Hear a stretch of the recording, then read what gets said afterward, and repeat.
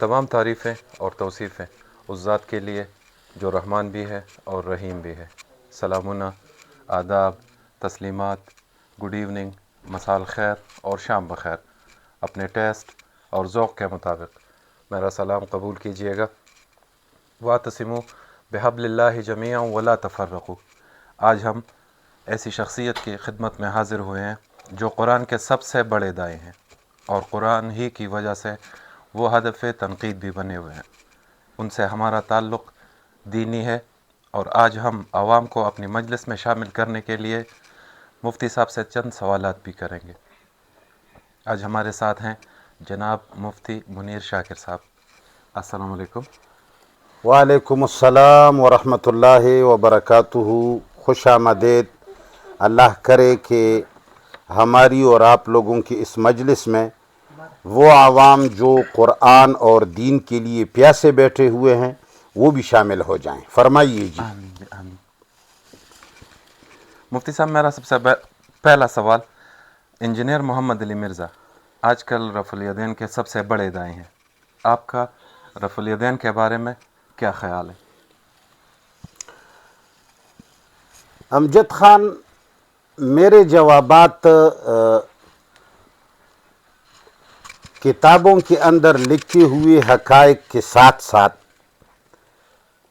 اسلام کے اصل روح سے باخبری اور اللہ تعالی کے مقصد بعثت انبیاء کو بھی مد نظر رکھتے ہوئے میں جوابات دیا کرتا ہوں۔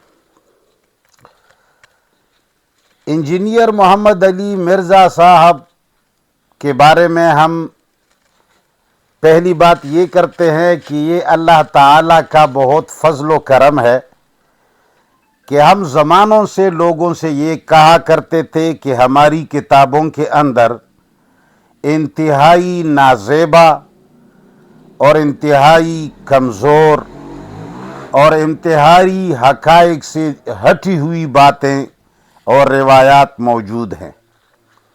اگر ہم لوگوں کو دکھانے کی کوشش کرتے تو ممکن ہے ہم نہ دکھا پاتے۔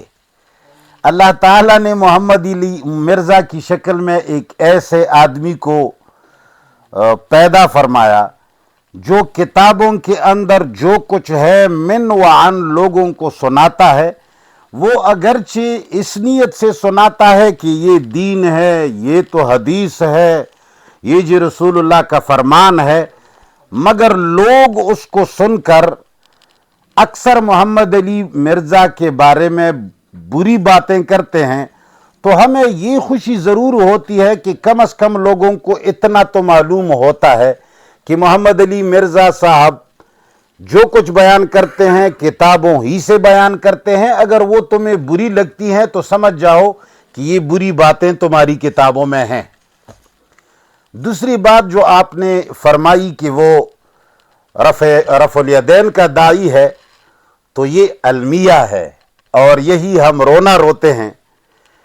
جس طرح کہ ہم دنیا کے لوگوں سے تقاریر کے اندر کہتے ہیں، پچھلے دنوں میں بھی میں نے ایک بات کہی کہ سلطان صلاح الدین ایوبی صاحب کے پاس ایک آدمی آئے اپنے جاسوس، اور انہوں نے کہا یہاں ایک عالم ہے جو لوگوں کو بڑی دردمندانہ نصیحتیں کرتا ہے اور نماز اور روزے کی فضائل بیان کرتا ہے، اور وہ قرآن کی آیتیں سنا سنا کر لوگوں کو صبر اور خاموشی کا تلقین کرتے ہیں کہ اگر ہماری اوپر مشکلات ہیں، انگریز ہماری اوپر حملے کرتے ہیں، ہم یہ مسلمانوں پر اتنی تکالیف آتی ہیں، اس کو برداشت کرنا چاہیے، فَإِنَّ مَعَ الْعُسْرِ يُسْرًا إِنَّ مَعَ الْعُسْرِ يُسْرًا۔ تو اس طرح وہ عالم بڑے اچھے واعظ کرتے ہیں اور ساری دنیا ان کے پیچھے مسجد میں آتی ہے اور بڑے نمازیوں میں اس کا اضافہ ہو رہا ہے۔ تو سلطان صلاح الدین ایوبی صاحب اس کی مسجد میں گئے اور انہوں نے اپنی زبان سے پوچھا کہ مولوی صاحب ان حالات میں ہمیں کیا کرنا چاہیے؟ تو مولوی صاحب نے بھی ہمارے مرزا صاحب کی طرح اپنی بات شروع کی کہ بھئی ہمیں رفع یدین کرنا چاہیے، ہمیں اللہ سے مانگنا چاہیے، ہمیں اللہ سے دعائیں کرنی چاہیے، ہمیں صبر کرنا چاہیے۔ ان اللہ مع الصابرین، اللہ تعالیٰ جو ہے لوگوں کے اوپر مصیبتیں آتی ہیں، مشکلات آتی ہیں، اگر انگریز اور یہود اور نصارہ ہماری اوپر حملے کرتے ہیں تو ان کے بدلے میں ہم صبر کریں اور اللہ سے مانگیں اور نمازیں پڑھیں، رفع یدین کریں، اور اس سے اللہ ہماری مدد فرمائیں گے۔ تو سلطان صلاح الدین ایوبی صاحب نے فوراً اس کے ہاتھ کے اوپر خنجر سے وار کر کے اس کی ایک انگلی کٹوا دی، اور پھر خنجر اس کے گردن پہ رکھا اور اس سے کہا، بتاؤ مولوی صاحب، حقیقت بتاؤ، تم کون ہو، کس کے جاسوس ہو؟ تو اس کو جب پتہ چلا کہ مجھے قتل کر رہے ہیں تو اس نے کہا کہ اگر سر کا امان ہو، میں یہودی ہوں اور مجھے یہودیوں نے اس مشن پہ لگایا ہوا ہے کہ میں مسلمانوں کو ان باتوں کی واعظ اور نصیحت کروں جس میں یہود کا فائدہ ہے، مسلمانوں کو صبر کی تلقین کروں، مصیبتوں کو برداشت کرنے کی تلقین کروں، خاموشی کی تلقین کروں، دعاؤں کی تلقین کروں، طوافوں کی تلقین کروں۔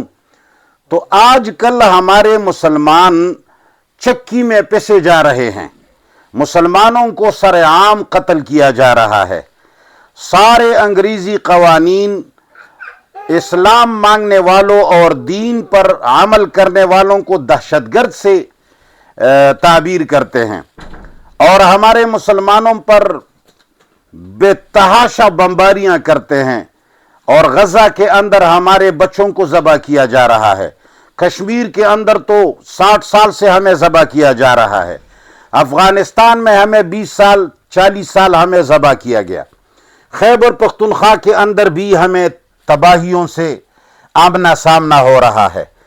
ایسے حالات کے اندر رفع یدین اور امین بالجہر اور یہ مسائل چھیڑنا اور لوگوں کو اس کی دعوت دینا بالکل یہ یہودیوں کا ایجنڈا پورا کرنا ہے۔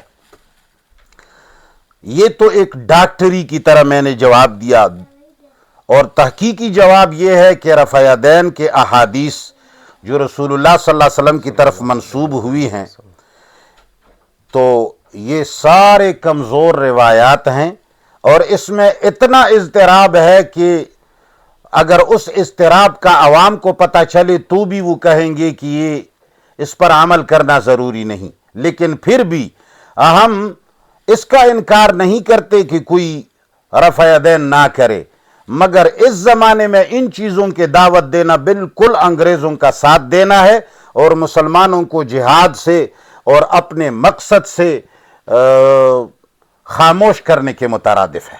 جزاک اللہ خیر۔